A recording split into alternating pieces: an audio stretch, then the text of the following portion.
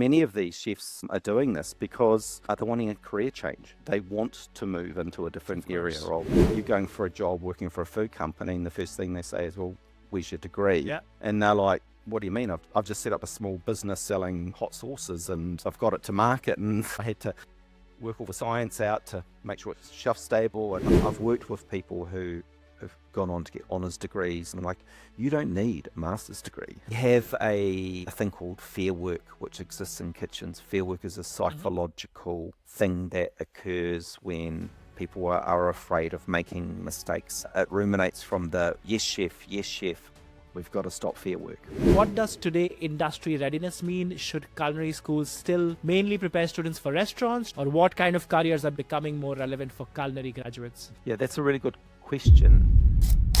If you've worked in kitchens long enough, at some point you start questioning something much bigger than the work itself. Not just, do I want to keep cooking, but what does a culinary career actually look like today? Because the food industry has changed massively. Chefs are no longer only working in restaurants. They're moving into research, innovation, R&D, education, strategy, food systems, product development, and all kinds of interdisciplinary roles that barely existed a generation ago. But what's interesting is that while the industry itself has evolved, a lot of culinary education still seems heavily built around traditional kitchen pathways. And that creates a strange gap because many chefs leave restaurants feeling uncertain about where they fit, even though they may already have incredibly valuable capabilities. So today's conversation is slightly different from the usual Fugitive Chefs episode. This one is less about an individual chef transition story and more about a much bigger question. How should culinary education evolve as culinary careers themselves evolve? You're listening to Fugitive Chefs, a podcast exploring how culinary work and chef identity are changing beyond traditional kitchen systems. I'm Furkan. I've worked in kitchens like Noma and Mugaritz, and today I work outside restaurants, currently as a senior innovation chef at Kraft Heinz. And today I'm speaking with Adrian Woodhouse, head of school at Otago Polytechnic in New Zealand. Over the last 2 decades, Adrian has worked across education, program development, applied learning, and curriculum transformation, helping shape approaches that connect culinary training with broader industry realities. And honestly, this conversation became much bigger than just schools. It became a conversation about capability, identity, adaptability, and what the future culinary career might actually look like. Here's my conversation with Adrian Woodhouse. Adrian, first of all, thank you so much for joining me. One thing that stood out to me when I came across your work, I somehow found you on LinkedIn, is that your approach to culinary education seems much broader than simply teaching technical kitchen skills. And this is through reading the description of your job, the way you've explained it. And I think that's a especially interesting side for me right now because the industry itself is changing so quickly. People say it's mostly post-COVID, but I think it's for most chefs not just post-COVID, but post reaching a certain point in life where you see that this sort of a career of working in a kitchen or working weekends, working a certain amount of hours doesn't fit into your day-to-day. But before we get into all of that, I would love to understand your own journey first. How did you move from because I saw some businesses you've done into social kind of entrepreneurship. Tell us about yourself. How did you end up in your current position? Well, like many people, I sort of I felt like it was a calling when I was younger. Around the age of 10, I was cooking some food for a friend, and I had other family members who were in the industry, worked as chefs, and I literally fell in love with cooking at the age of 10, and then started to direct all of my school studies towards what would best support me to be a chef. Take French, if I had to a language, take biology, it would support me. I entered kitchens at a young age. I started working in kitchens when I was 15. I went to a technical college when I was 16, and moved. Pretty much was working alongside of that as a chef, and worked mainly in the fine dining sector, which is typical of people of myself who are in education, and we might talk about that later. And along the way, my family are, I have entrepreneurship with my family, and so that brain of curiosity and questioning and seeing opportunities was always present. I sort of indirectly fell into education when I was returned to my hometown and was visiting some of my lecturers that I had trained under many years ago, and they were like, hey, we've got this job, can you help us out? And boom, next minute you're in front of a classroom with always a whole lot of young people staring at you, and you realize wow, this disconnect really between what's actually happening out there in industry and then this curriculum that you've been told that you have to teach by, which is controlled by the government really. Yeah. And through that journey, I taught in the trade space, so trade-based education for around 10 years. Mm-hmm. And then I had a head of school who was also quite forward-thinking, and we started looking and asking questions of culinary education. At the time, we were also located within a design school. So we were part of a Okay. design school who was literally in our building. So if you had a lunch break or an afternoon break, you're sitting there next to fashion designers and they're talking about their processes and what they're Mm-hmm. teaching. And we're sitting there going, well, that's culinary. Those processes are what we use in culinary. The overlaps are so similar, and that became the sort of the birthplace really of thinking about culinary arts, higher education, uh, and maybe an alternative way of teaching, like a pedagogy is what they call that, a different Mm-hmm. approach to it using design as the framework. So I've been involved in, teaching at degree level and overseeing degree level education through design, using design as the lens to teach that. And along that journey, I've been involved in my own personal research into culinary arts education. Why is it that we have some dominant narratives really, or perspectives around, what is effective education? And we can really drill that back to sort of our own education through the master apprentice approach. And at this point in time, one of the areas that I'm particularly interested in, we work a lot in, is what we call assessment of prior learning, where we work with highly experienced chefs and we help them through building portfolios and case studies acquire their degree. So Mm-hmm. it's a retrospective process. Um, and many of these chefs are doing this because they're wanting a career change. They want to move into a Of different area course. and you're going for a job working for a food company, and the first thing they say is, Mm-hmm. well, where's your degree? Yeah. And they're like, Yeah. what do you mean? I've just set up a small business selling hot sauces, and I've got it to market, and I had to work all the science out to make sure it's shelf stable. And I mean, you're in this business, you understand Yeah. how this works. Yeah. Yeah. So Yeah. There's so many layers to it. yeah, Yeah. and also a lot of chefs who just sort of, to be fair, burnt out from the coalface, those long hours, the weekends, and they're also looking to transition into education. So either tertiary or, more importantly, the school system, because we have a Oh, right. severe shortage of people who can teach food in the school system. Because you need a Yeah. degree, most of the people who teach Of in the course, full, yeah. This is the yeah. It's this it's is it's the, a it's a chicken and an egg issue, right? You need people to teach the degree, but then yeah, they have to have a degree to be able to teach, and that's yeah. something I see also over here. And I mean, so many questions, Adrian. Honestly, to all that you've said, for me, it's very interesting because I've Mm, spoken to a lot of people who are into mm, culinary education, but it's the first time I'm listening because, just for context, my partner is a learning designer. She works in instructional design.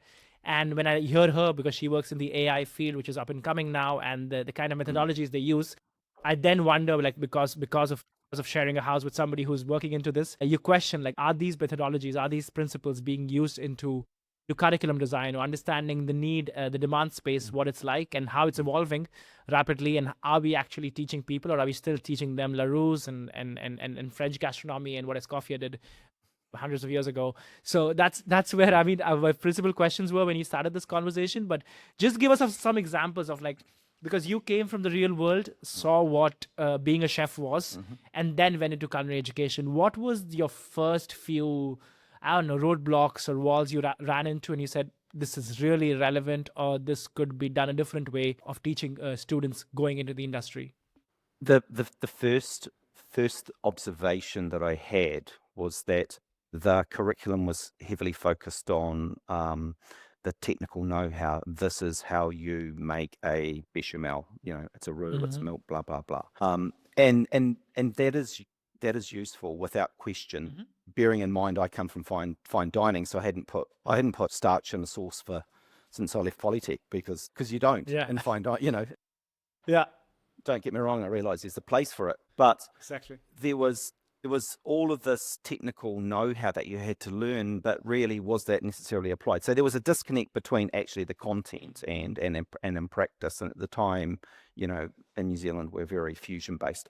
However, the skill set that I had observed within industry that we valued that wasn't explicit within the curriculum was the mindset of a chef. And what I mean by that is the organizational, the efficiency, the streamlining mindset. So there was, when you get placed on a trial, for instance, you go into a kitchen, you don't know the menu, you don't know well, you might have looked at the menu, but you don't know how they do things. So in New Zealand, the law is 2 hours. So you go into a kitchen for 2 hours and they're going to watch you working, and they're going to make some assessments of you.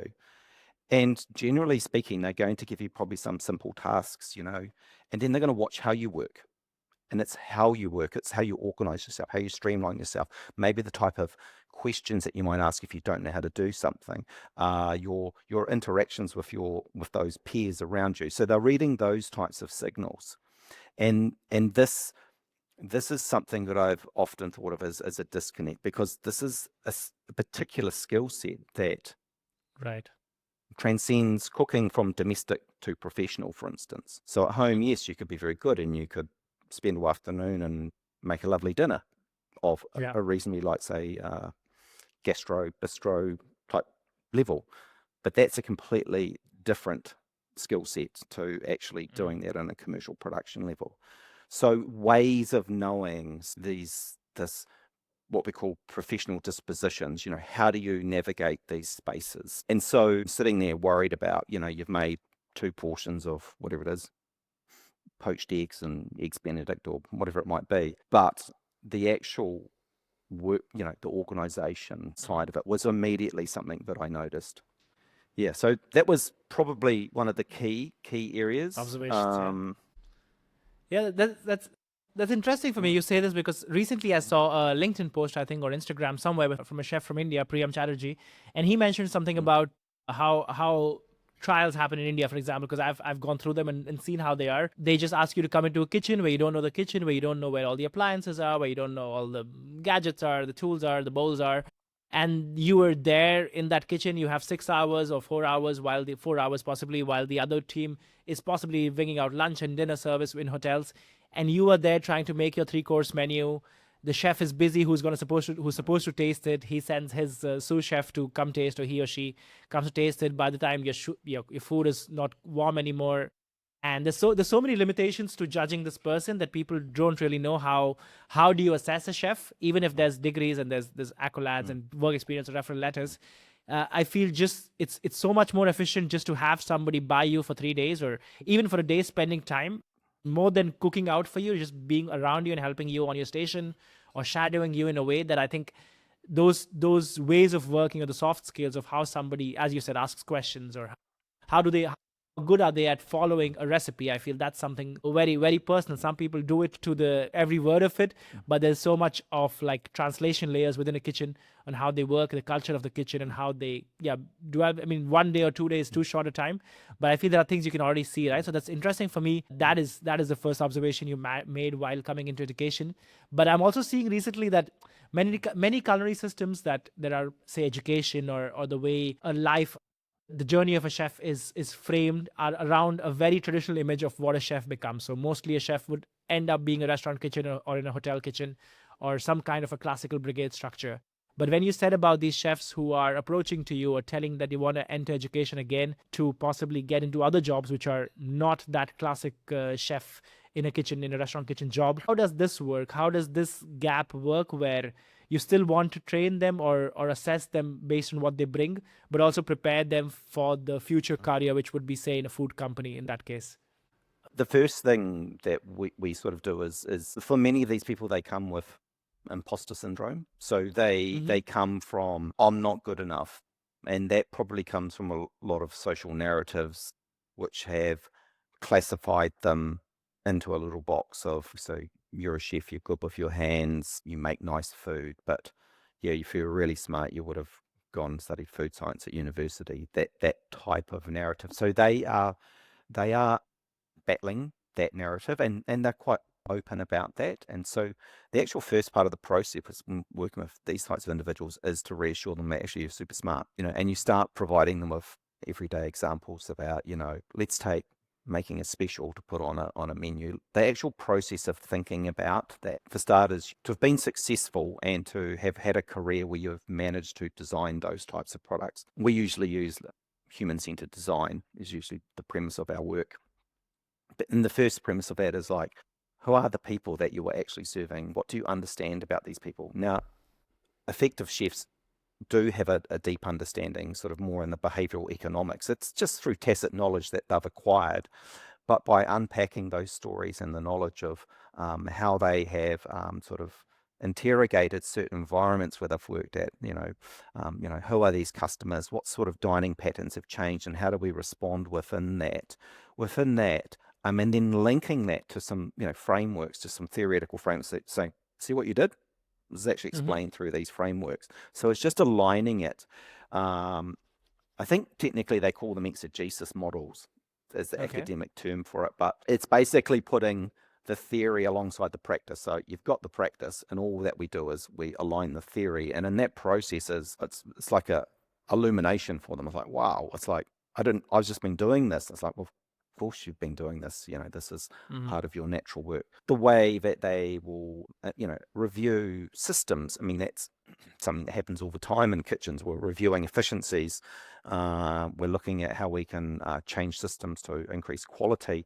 But again, it's just aligning that with some well-documented frameworks that they Mm-hmm. can see and use. Bearing in mind, if you take moving into food product development, which is a space that happens, for some of them, they won't have the technical science background, and there's a level of science that we have, but at the Right. same time, it's acknowledging that if they have the ability to inquire and find out things, that's actually the key skill, Yeah. that sort of inherent research process. If they're moving, for instance, into education, that's also quite easy to align, because most senior chefs have actually been mentoring and been Mm-hmm. effective mentors. So it's aligning their mentoring practice with well-known, what we call education frameworks. Yeah. Yeah, and that's very interesting, because also, like, what you've said, like, to sum it up, like, Mm, what you've just said is something I observe also with people in the community that I'm speaking to, mm, of these people who are ready for this next step, but they do not know how to get there. And I feel the issue they also have is more of an identity problem, because you've told people you're a chef, because you've told your family you're a chef, because you've always convinced yourself that you're a chef, and you mhm, only connect being a chef to a restaurant. Everything else, you think that you have to be somehow, as you said, you have to have this like extreme knowledge of science. So you don't really put value to things that working under limitations, for example, which as chefs you're so used to, or coming up with dietaries on the fly when somebody walks in with these dietaries. I think these mm, skills, somehow there is no LinkedIn, or there's no CV, there's no degree which will somehow capture these. So I feel it's very interesting that you do this assessment, as you said, human centered, to mm, see possibly not just document it, but to document it like sort of in a mirror for them, to see that, okay, you are ready for it. So when you go for the interview tomorrow for this food company, do not mm, highlight that I haven't worked in a food company before. I mean, if they have seen your CV and brought you to this interview round, they know that as a fact mm, already. Maybe talk more about what situations you've been in which could be relevant to this business, which is it's a sauce mm, company, or it's a crisp company, or whatever that is. So that's very interesting for me what you say. But when you talk about mm, early career professionals, because these are professionals who are mm, kind of trying to transition into a different career, but mm, with early career professionals, people who are mm, coming out of high school or then getting into culinary mhm. school, for them, what does today industry readiness mean? Should culinary schools still mainly prepare students for restaurants? Should chef now think more broadly? Or what kind of careers are basically becoming more relevant for culinary graduates? Yeah, that's a really good question. We've been involved in a qualification review in New Zealand for the last 4 years, where we have worked through this very question to try and reframe our qualifications in two ways, really. One of them is to try and, in the first instance, decolonize them. Okay, so Okay, we inherited a very French of course. Francophile curriculum that was adopted, but of course our cuisine has completely evolved. It's fusion, multicultural, and we have our own food story. That's one part of the process. But the other part of that restructure of the whole curriculum has been to accept that yes, you could be a chef within restaurant, hotel, resort, food truck, marae, which is a traditional Maori centre, where there's lots of food production happening, for instance. Okay. And so there's this diverse landscape. It's this huge diverse landscape. And so part of that work has really been to move the curriculum to have flexibility that it can embrace any aspect of this. And what that has actually meant is when in the past the curriculums have been dominated by recipes, you will make, bechamel, velouté, whatever it is, that sort of stuff. I've forgotten it now. I'm so decolonizing myself of this stuff, but anyhow, it's another story. It's but in a way that we're trying to bring it back to actually a technique focused from the technical side of it, but also within our reviews, we've been looking at how do we embed things that we value. So early career professionals, what we also value in them is the process of deliberate practice. So as a young person in a kitchen, when you're shown something, you go and you make it. It's important that you're getting some feedback on that, and then you're applying that feedback to learn to master. And that repetitive process of deliberate practice, and they use this coaching, sport psychology, to strive the mindset of excellence. So the curriculum is slowly changing to adopt this new mindset. Comes out of the work of Erickson. He's quite well known for deliberate practice and mastery. But to make this explicit in the curriculum, not just making something, but show us Right. this developmental process alongside of, as I mentioned before, focusing now on actually competency and workflow, work organization. So there's quite significant shifts happening, but it's interesting that there is still resistance from traditional educators who were like, they need to, I don't know, solve Veronique from 1905 from a Scoffier's book, that for whatever reason. So Yeah, I think.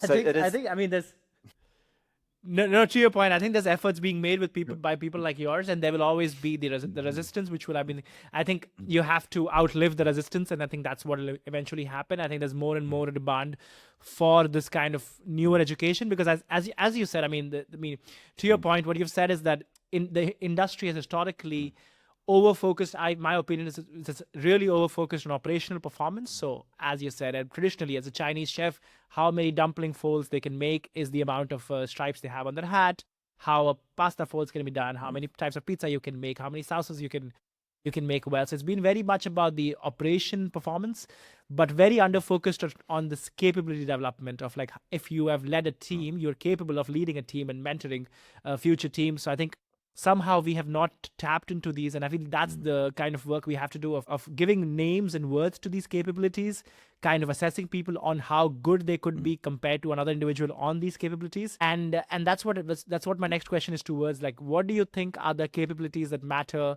today most beyond the technical execution? So of course, if you have the technical background, it will help you in that aspect of the techniques when it's transferable to your next job. But what other capability or soft skills or things that are today not named could be interesting, and things that the new graduates should be able to adapt in the long term? There's probably a capability which is either inherent in individuals or not, I suspect, which is around the curiosity, Right. that inquisitive nature too. Because as we all know, food continues to evolve, and so as chefs, we need to stay abreast of that. We need to be inquisitive about what's happening in the world and evolving with it. But that curiosity mindset is something, that mindset of continuously reviewing what you're doing and questioning how can it be done better as a capability. Now that comes back to concepts of reflective practice, that comes back to that deliberate practice I was mentioning before, but those qualities of reviewing, being curious, are absolutely critical because they're transferable across all fields, all disciplines. Also, there is something in terms of, I had a friend of mine, he did a master's on this years ago. It was about really highly effective chefs. One of the things he drew out of it was that really highly effective chefs were chefs who always accepted they were an apprentice in their mind. So they knew that there were things beyond their known that they needed to reach out and acquire. So they knew that there was no answer, and there was more to learn. And actually, where there was more to learn was outside of your discipline. And we can trace back to many examples, of this, Karem being one, back in the day, Farana being another.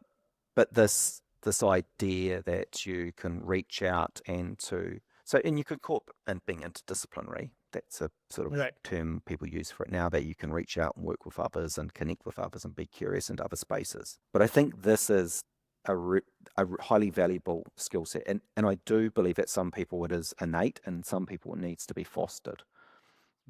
Yeah, yeah. I mean, it's a muscle at the end of the day. I mean, you can have it innate, but you have to keep it in practice to be exercising muscle as much as possible, and also being in environments. And I feel that's where I give a lot of credit to kitchens, because even the most boring kitchens are great place to be able to, if you are curious, you'll find ways to work with, find ways to make things efficient. And even if your environment right now is not, I don't know, you mentioned Ferran. So if you're not in Elboy, you still have even if you're whichever kitchen you are, without naming any, I feel there is room to kind of nurture that curiosity. And if not there, you have books, you have content. Today you have access to so much of information on the tip of your fingers that you can still nurture that creativity. But one thing I want to ask you, Adrian, I think maybe it's a little controversial, so please answer it the way you are most comfortable answering it. But it's something that I've been thinking about very heavily. I've been writing about it recently on my Substack, and I'm working on a current piece related to this question. The next one in the session is that there are many chefs who now feel that they need to more and more education, like one degree after the other, one credential after the other, before feeling legitimate enough outside kitchens. And it can be master's degrees, there's innovation programs, entrepreneurship. And what's interesting is that sometimes people, after having a lot of experience in kitchens or hotels or cruise liners, wherever you are, then doing these multiple degrees, they still enter food industry or whichever this other parallel is, if flavor company or a food industry, through internships, and they start being presumed as an intern by the food company. And it's very difficult to break that mold once you've entered a company through being an intern. So I'm curious how you see this from inside education itself, and why do you think that many chefs default towards more credentials when transitioning? Because recently one of the comments I got was there was somebody who was ready for the next step, but they went for a degree just because they felt the exposure or the networking or the contacts to loop me into the industry is what they got from it, and they didn't really care about the content of the education, but more about the network of the place they got this degree. So tell me your thoughts on this very long question that I've made to you. No, that's a great question. I think there are individuals whereby they do think that they need a qualification to validate themselves within a space to operate within. And it comes back to that imposter syndrome that I was talking about earlier. And they can continue to go on and, I know people have gone on to get, master's degrees and various things as well to support them in these spaces. Ironically, I've worked with people who have gone on to get honours degrees, and we're running some of, in terms of food product development, the biggest companies in New Zealand. And we're originally involved with, Marks and Sparks in the UK, setting their food systems up. And I'm like, you don't need a master's degree. But for some of those individuals, they are just, again, they're just curious about these spaces. So it depends if they're entering the spaces to be curious about what is this space, what does this look like, or if it is something that I just need more credentials to validate myself. And for some people, Right. they keep on collecting these credentials, but they struggle to even get past the interview because they don't actually believe in themselves. So I think it does come down to the individual. I would add, though, education is highly commodified, and Yeah. I think people are starting to question some of these qualifications, and I'd be the first to question, the need for certain things. If you have the skills and capabilities, and there's a number of large organisations that have come out and said, actually, great if you've got a bachelor's degree. If you don't, it's not the end of the world. We don't really care anymore. We're looking for some other skill sets. So I feel it's very sincere of you to be that transparent about this topic. I mean, the platform I'm creating is for those who are entering education, because of my connection to Basque Culinary Center, I have a lot of students of Basque Culinary Center listening who have done these masters. and I couldn't afford that master. I mean, today I could, but back when I was studying, I couldn't afford these masters, and I found my way without doing any of these masters. And today I have students from these colleges as interns in my food company. So I feel there is space for everybody, but again, which is why I feel that what you mentioned about assessing these individuals and what capabilities they have, how is it transferable, how could they do these case studies to make it more visible for themselves. I feel, of course, if somebody is doing it for you, if it's an institute or a school, they will charge you the fair amount for it, because this is not, it's not that you can, it's all just all over ChatGPT. You can speak to ChatGPT and do it. But there is also ways to not hack the process, but in some ways to be able to work your way around the resources you currently have, which is why I want to understand from you that in this world of what you mentioned, that education being so commoditized, a lot of degrees I'm seeing are being sold with the names attached to them. The professors who are being these guest professors in these courses do not have the degree themselves. They would not even buy the degree for their kids or for themselves of the degree they're teaching in. There's a little gap between what we are selling to who we are selling, because within those group of who we are selling these courses to, there are people who are just aspirational, who have this extra money which they would just love to do a degree about making croissants about, and not care about applying that into their career. And there are those who are coming with student debt and hoping to pay that student debt off with this degree which has promised them that you will be head of R&D 1 year after finishing this degree. So there is a lot of these problems over here. But in this current scenario, Adrian, for you, what role should institutions play? Because it can become either psychological safety, as you say, for somebody who has this imposter syndrome, or it could be something that can be really a strategic direction, or it could just be a very expensive exposure to something that somebody really didn't know about. What role do you see education should today play in this scenario, especially for our sector? It's a really good question, because education can serve a number of roles. So obviously at one level it provides knowledge, but at another level it provides networks as well. Yeah, I think the one thing we need to acknowledge is that formal education, credentialization, it's kind of a contemporary concept in terms, so when the guilds existed, for instance, yes, you would go through and you become a member of this guild, and you could have certain practicing rights, and therefore you could train the next level of people within the guild.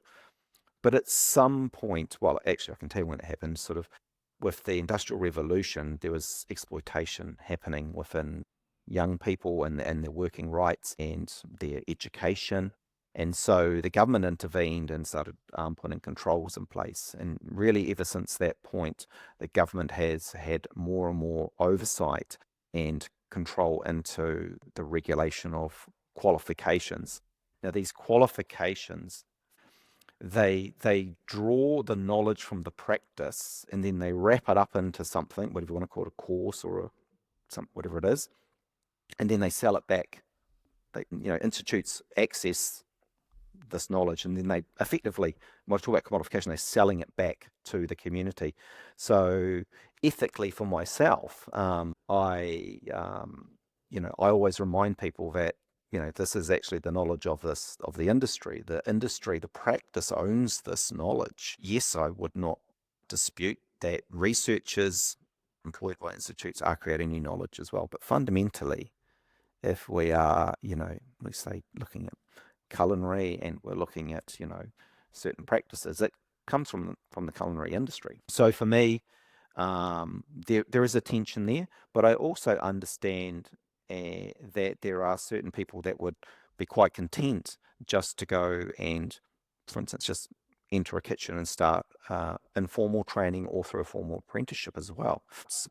Unfortunately, we also see the other flip side of that, where businesses are less invested in that, and they have turned certain aspect of the labour market into commodification as well.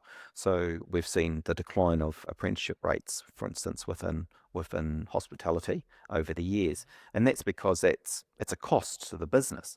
So some businesses can also see employees as well. You can pay for your education, and then you plug my gap in this role that I have here. So I think really the future really does rely on the industry and education, working more closely together. So I think for me, the role of education, without question, it is to future-proof individuals as best you can.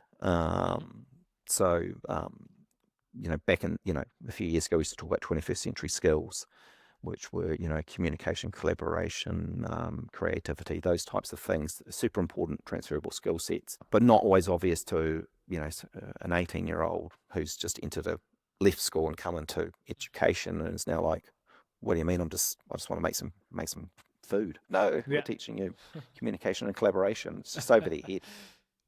No, Yeah. definitely. I So, think yeah, it's a constant loop which has to keep feeding itself. Not just looking at culinary education as it has to feed this demand for chefs that is growing, or for education for culinary instructors that's growing, but also about learning from what is required, and closing that loop is where I think a lot of education is failing. And I mean, not just the education, I think the industry at large is failing, is that it's not able to close this loop, because there are people who are doing a degree about being a chef, then doing another degree about how to be a chef instructor, and then entering the school without having been in the real culinary world, maybe a single out externship, but not really spending time in the industry to understand the kind of students you're going to tomorrow speak to in your classes.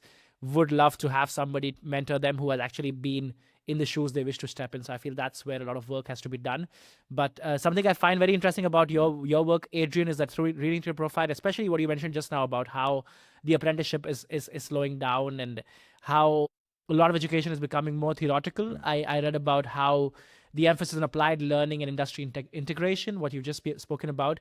I think there's a huge difference about learning about food conceptually, seeing some pictures of some starred restaurant dishes, trying to replicate them, reading through their books, but learning how food system actually functions in reality and having this connection with the real world is very different, right? So when you talk about applied learning, what does that really mean to you? And if there is any examples you can give of things that you do at Otago Polytechnic on getting this wall as transparent as possible. I have argued, or no, I have stated that often culinary education, culinary education is similar to university education. And I'll sort of back up that comment by saying that what some people will say about university education is they'll say, oh, you go into a university and they teach you these weird concepts and you've got to try and figure out how they make sense to the real world. And you might do an exam and they might say, well, how do you use this framework in this case study and examine it? Something like that. And they'll say that, it's not pragmatic enough, it's not grounded in reality, and it's too conceptualized. But I would argue, and this is coming back to the practical nature of cooking, I would argue that sometimes, well, often in culinary education, especially with technique, for instance, when we're teaching dishes, this is how you make this dish. And there's the proponents of the classical system will say, yeah, but if they learn these classical dishes, it's got these techniques in it that are fundamental and can be transferable to other contexts. And I'm sitting there going, yeah, that's what they do at the university. So when we're talking about applied practical learning, it's got to be contextualized. It's got to be contemporary. It can't be Of abstracted. course. So that's just a really good excuse where you haven't updated your workbooks, your recipe books for a while. But if you are going to use a classical recipes to illustrate technique, then you need to be, and how technique can be adapted and modified, which I think is critical. And how is it fit for purpose? That's the other key bit. It's just not just that you can modify it because, well, I've made something new, but how does it actually, is it fit for purpose in a rest home versus, a cruise liner versus, on the buffet at a hotel, whatever it might be. Yeah. And so and I think, the practical nature of cooking is like, yes, you could just make everything contemporary and that only states it as now. But the future learning is if you can actually embed the skill of how would you utilize this skill set in another context, and that practical nature. So for us, we are often trying to drill back more to fundamentals. But when we would teach a technique, we would teach it in relation to a contemporary practitioner. So we're constantly having to review our workshops. So, some of our first year students are currently doing stuff in the pastry world at the moment. So part of that is, yes, we're teaching them technique. We're showing how this practitioner would use this technique. But in terms of assessment later on, because, like I said, we're a design-based program here, it would require them to investigate a various practitioner of their choosing and to use techniques in the way that they would.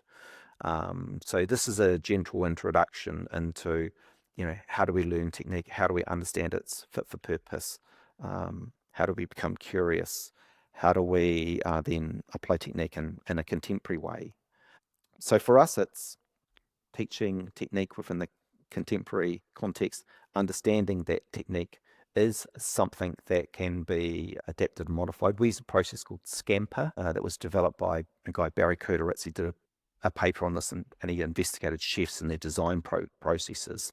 And Scamper is Okay. an acronym for substitution, combining, adaptation, modifying, put to another use, eliminate, reverse. So various simple techniques that chefs use Mm-hmm. to modify their techniques and to create new things. And so being explicit about this is a tool and this is how you use these tools, that is how we teach the practical aspect of it. Yeah, that's super cool. I mean, it's really interesting to hear what you've said. I mean, I've been around, spent time around culinary education, been through one myself, very different back in India.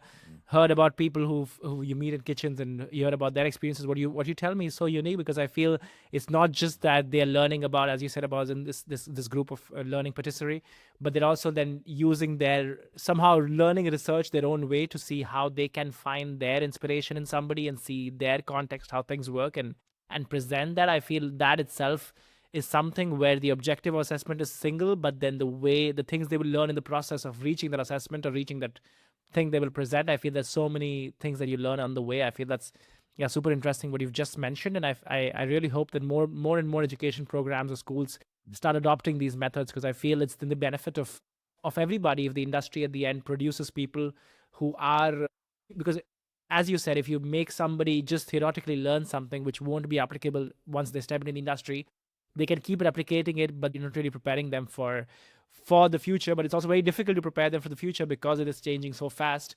The only way you can do that is by teaching them methodologies and not teaching them recipes or preparations, because if you teach them how to get from A to B, they can use that methodology or that path to reach C as well, and not just replicate a French recipe, So it's very interesting what you say, Adrian, and for me also, like starting this podcast, starting Fugitive Chefs in the first place was because I realized how little visibility most of chefs actually have of the wider food industry. Because of course, being chef in a restaurant or being on MasterChef or TV shows you see, whatever exposure you have from Anthony Bourdain or whatever that is, you just have a very limited understanding of what a chef could be.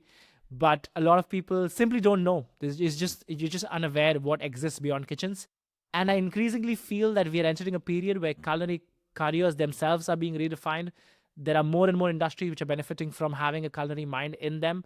So, from your perspective, what do you think the scenario of future culinary career looks like? Think about, say, in the next 5 years, you sit down with the final year students of your college. What kind of possible, I wouldn't ask you the proportion of where they would end up, but like what possibilities do they have passing out from culinary degree like the one you explained? We're seeing more and more graduates work in social media. That Okay. that has been, working for, we do teach with one of our staff who's worked as a food stylist, so we do actually have that sort of capability within our program. But the Mm-hmm. social media side of things has been something which we've seen on the increase.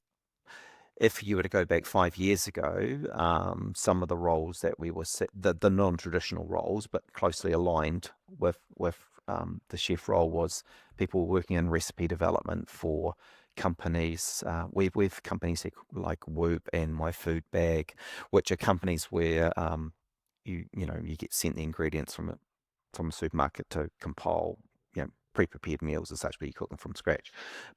We had graduates who were working in the recipe development, and then we were having some graduates who were starting to work in the food styling side of it. And now we've started to see some graduates working for food companies, because they obviously had some cooking and food styling ability, but also now Mm-hmm. moving into their social media side of it. So it's been quite interesting to see the rise of that as a profession.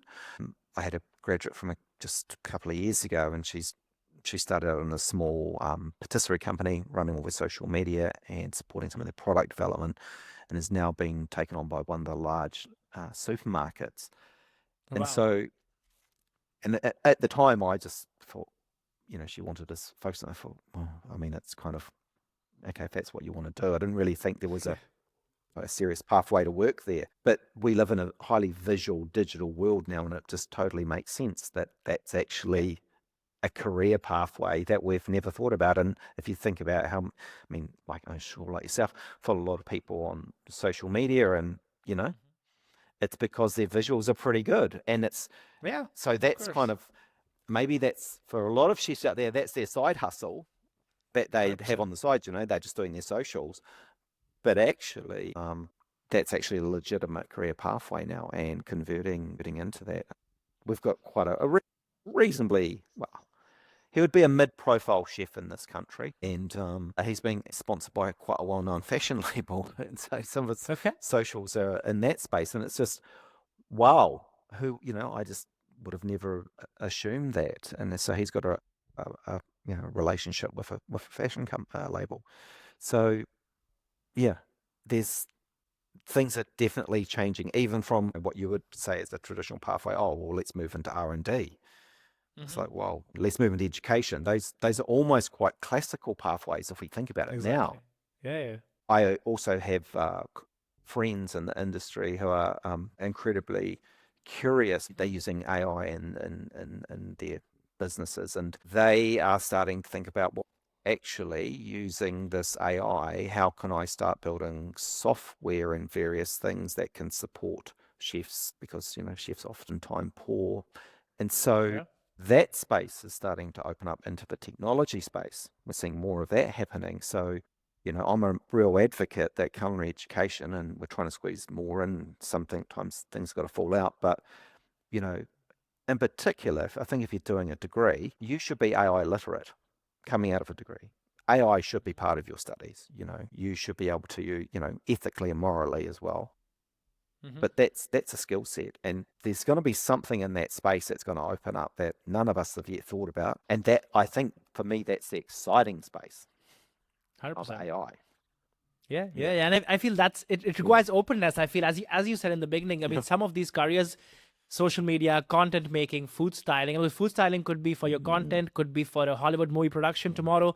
There are people I know. Sandhya has been on the podcast. She did like the chef movie that came out in Hollywood. She did the Bollywood, the Indian version of it as a food stylist, coming as a hotel chef. So I feel there's legit careers out there. Many of them are difficult to take because of the backgrounds we come from. But I think this is what we require. We require openness, because content, for example, if there are people with no food knowledge getting big on content in social media, we need to think how much can somebody with professional food knowledge add to that and learn the other side of things to be able to bring both of these, to excel at both. So not just knowing a little about AI, but excelling at AI, to understand, to then enter a kitchen and see what problems in a kitchen today are that repetitive that AI is good at solving at. What can it solve in terms of efficiency? Or we had Dylan on the podcast, who's building a whole AI software Yes. around the problems with dietaries of people celiacs who do not know if they can eat in a restaurant because they don't trust that what's on the menu is actually real. So he's making an AI app using chefs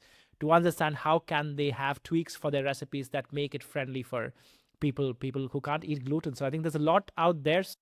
Adrian, before I let you go, thank you so much. I feel you have opened this so much. But before we let you go, I want to ask you a few last questions, very short, reflective questions. So give me a few words or sentence as you wish. The first one I want to ask you about is what misconception about culinary education frustrates you the most?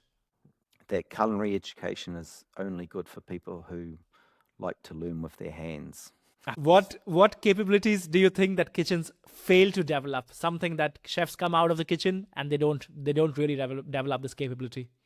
We have a thing called fair work, which exists in kitchens. Fair work is a psychological thing that occurs when people are afraid of making mistakes. It ruminates from the yes chef, yes chef. Once you permeate fair work of making mistakes, that helps 100%. shut Couldn't the door. agree more. We've got to stop Fair Work. The other side of this, Adrian, what do kitchens develop exceptionally well as a capability for chefs? Without question, time management. And Right. I've never been to a meeting with a chef where the chef has been late. It's so ingrained. So time organization, that translates into project management in any field. It's incredible. Yeah, 100%. Couldn't agree more. I work in a design school where they do not value time management. Yeah, I think some like that. sort of interdisciplinary time management training there somewhere where chefs could teach designers about that aspect of life. Before I let you go, the last one for you is what gives you the optimism currently about the next generation? Because you are somebody in contact with people who are young, coming out of these colleges with aspirations, and they are seeing this world that's changing in front of them with AI, content, all things you mentioned. What gives you optimism about that right now? There's a lot of, as there has been for many generations, criticism of youth. I mean, once upon a time we were young and people were saying, oh, they're lazy and all those types of things. It's inherent criticism. However, they're not like that at all. They're actually wonderful, brilliant people who are super curious, who can juggle multiple things at once. And if anything, what they bring the next generation is a more balanced perspective of the whole of system. And what I mean by that is the work life, the sustainability. These aspects are things that someone of my generation would have compromised and been prepared to compromise. Yeah. And we could say that's a lack of awareness, but they bring this more balanced, holistic viewpoint to things. And I think we can learn a lot from them about that. 100%, Adrian. I feel we thought that the last generation of chefs found a voice, but they really found a voice in a very different way. Yes, they did find a voice. Yes, we started hearing more about chefs' opinions, but I feel this generation, and I'm completely with you on this, is a generation who will ask for what they deserve, who will tell you when things are not correct, who will not negotiate the way I guess we did back then. And I feel that's actually the voice of chefs that the industry needs, where we put the limits. And yes, the customer's always right. And yes, everybody but the chef is always right. But there are times the chef has reason, and they should be able to decide and manifest their future. So thank you so much for this, Adrian. I think this conversation went far beyond culinary education. That was my primary focus with you, because I feel what makes the discussion important is that it's really about how professionals in this space are being prepared for a changing industry, and also a changing definition of what working in culinary space means. So I think that's a conversation that industry needs much more openly. So thank you again for taking the time. Awesome. Lovely to chat. If you enjoyed this episode, make sure to follow the podcast, rate it, or share it with someone working somewhere around food, hospitality, or culinary education. And if you've been thinking more seriously about transition, capability, or where culinary careers are heading, that's exactly the kind of conversations we explore inside Fugitive Chef Circle as well. Fugitive Chef Circle is a community I'm hosting. We host monthly meetups. We have a WhatsApp group where we have discussions. I share opportunities, resources, and we also on and off have sessions where we work on a topic that somebody in the group is interested in. So yeah, thank you for listening. You'll find all the links in the description. I'll see you in the next episode.